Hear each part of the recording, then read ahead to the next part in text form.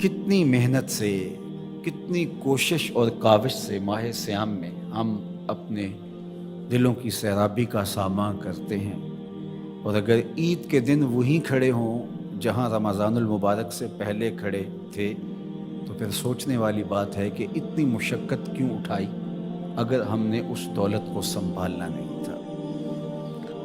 तो इसलिए अल्लाह से ये दुआ मांगें, रब्बना ला तुज़िग़ क़ुलूबना बाद इज़ हदैतना। अल्लाह हिदायत के बाद हमारे दिलों को दोबारा टेढ़ा न कर देना। रोशनी के बाद जब अंधेरा फैलता है तो वो ज़्यादा गहरा होता है। हिदायत के बाद जब दोबारा गुमराही के अंदर बंदा गिरता है तो वो गुमराही ज़्यादा शदीद और सख्त होती है और दिलों को उजाड़ देती है। इसलिए अल्लाह से हिदायत तलब करें, और ये हमारा वजीफ़ा है। हर रोज़ हर नमाजी हर नमाज की हर रकत में असालतन या वकालतन अर्ज़ गुज़ार होता है, इहदिनस सिरातल मुस्तक़ीम। ये वो चीज़ है जो हम रोज़ मांगते हैं, लेकिन उस मांगी हुई चीज़ को, जिसको हाथ बांध के झोली फैला के तलब किया, आवाज़ें लगा लगा के जिसको हासिल किया, उसको फिर यूं ही नहीं छोड़ दिया जाता। कीमती चीज़ की हिफाजत की जाती है। तो ये जो दौलत माह सियाम में अल्लाह ने हमें नसीब की, उसको रूहों में जज्ब करना है, उसको बातिन में उतारना है, ताकि हमारे दिल सीधे होने के बाद दोबारा टेढ़े ना हो जाएं और फिर वही अंधेरे, वही गुमराहियाँ, वही हमारी ज़िंदगी के तेवर और लच्छन हमारे लिए बर्बादी का पैगाम लेकर आएँ और हम अपनी ख्वाहिशात के असीर होकर रह जाएँ। दूसरी बात, किताब रहमत कुरान मजीद में अल्लाह ताला जल्ला शानहू ने अहले ईमान को इरशाद फरमाया, वला तहनु वला तहज़नु व अंतुमुल आलौना इन कुंतुम मोमिनीन। कमज़ोरी ना दिखाना और खौफ ना खाना, गम ना करना। तुम ही सर बुलंद हो, इज़्ज़तों का ताज तुम्हारे ही सर पे रखेंगे, शर्त है कि तुम मोमिन बन के रहो। तो अल्लाह ताला जल्ला शानहू का ये निज़ाम है। तो इस निज़ाम के तहत हमें हमेशा अपनी हिम्मतों को मुजतमे रखना चाहिए और हमेशा इस्लाम के दिए गए ज़ाब्तों के मुताबिक अपने आप को ढाल करके ज़िंदगी बसर करने का आज़म करना चाहिए।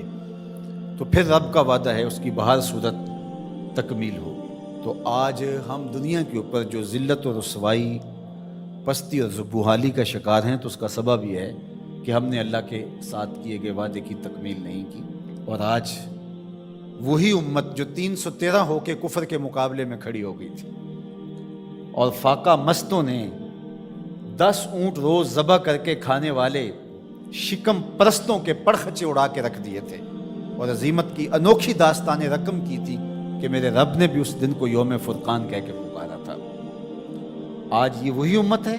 56-57 इस्लामी मुल्कों की अफवाज, जदीद मिसाइल, आलात हरबो ज़रब, और हम दुनियावी वसाइल से माला माल 56-57 इस्लामी मुल्क आज ये मिन्नतें करते फिरते हैं कि सलामती कौंसल का इजलास ही तलब कर लिया जाए, और वो किस बेनियाजी के साथ कहते हैं कि नहीं, अब चंद दिन बात करेंगे। क्या ये दिन भी हमने देखने थे? अजीब बेबसी की सूरत है। अल्लाह इस उम्मत को खोया हुआ विकार अता करे, और ये हमें सजा मिल रही है जो हमने हुजूर को दुख दिया। मैं आपसे पूछता हूँ, घर के सरबराह को कितनी तकलीफ होती है जब उसके बेटे आपस में लड़ रहे होते हैं? उसका दिल खून के आंसू होता है। तो जब उम्मत आपस में 73 ग्रोहों में बटी हो तो रसूलुल्लाह को कितनी तकलीफ होती हो। गुंबद खजरा में हुजूर कितने दुखी होते हो। तिनका तिनका करके हुजूर ने ये उम्मत जोड़ी थी, तिनका तिनका करके। कितनी अजियतें काटी थी हुजूर ने इस उम्मत के लिए। मुख्तलिफ मिजाजों के लोग को एक उम्मत बनाया था हुजूर। सलमान फारस से आए थे, सुहैब रूम से आए थे, बिलाल हबशे के थे, हज़रत अबू बकर उमर मक्के के थे, हज़रत साद मदीने के थे। कहां कहां से लोग आए, उन सब को जोड़ करके एक मिजाज दिया और वहदत की लड़ी के अंदर इस उम्मत को परो दिया। ये उम्मत उम्मत वाहिदा बनी, सबका दर्द साझा हो गया। तो कितनी हुजूर को हमने अजियत पहुंचाई, 73 ग्रोहों में बट करके, 57 टुकड़ियों में तकसीम हो करके।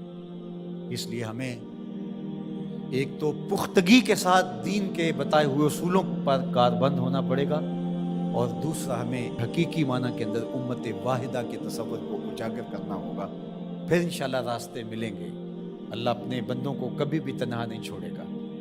باقی رہی بات القدس کی آزادی کی اور کشمیر کی آزادی کی، یہ سزائیں ہمیں دیکھنا پڑ رہی ہیں کہ ہم اپنی آنکھوں سے یہ اذیتیں دیکھ رہے ہیں، لیکن یہ امت مسلمہ کا مقصوم ہے کہ قدس کے اوپر بھی جھنڈا میرے حضور کا ہوگا اور سری نگر میں بھی جھنڈا میرے حضور کا ہوگا۔ کائنات کی ایک چھت بھی ایسی نہیں ہوگی جس چھت پہ میرے حضور کے نام کا جھنڈا نہیں ہوگا۔ انشاءاللہ وہ وقت آنے والا ہے، ہم اگر یہ کام نہیں کر سکے تو ہماری نسلیں کریں گی، اور اپنی نسلوں کو تیار کرو اس ساکر امام مہدی کے ساتھ کھڑا ہونے کے لیے، ان کے دل میں یہ جذبہ پیدا کرو۔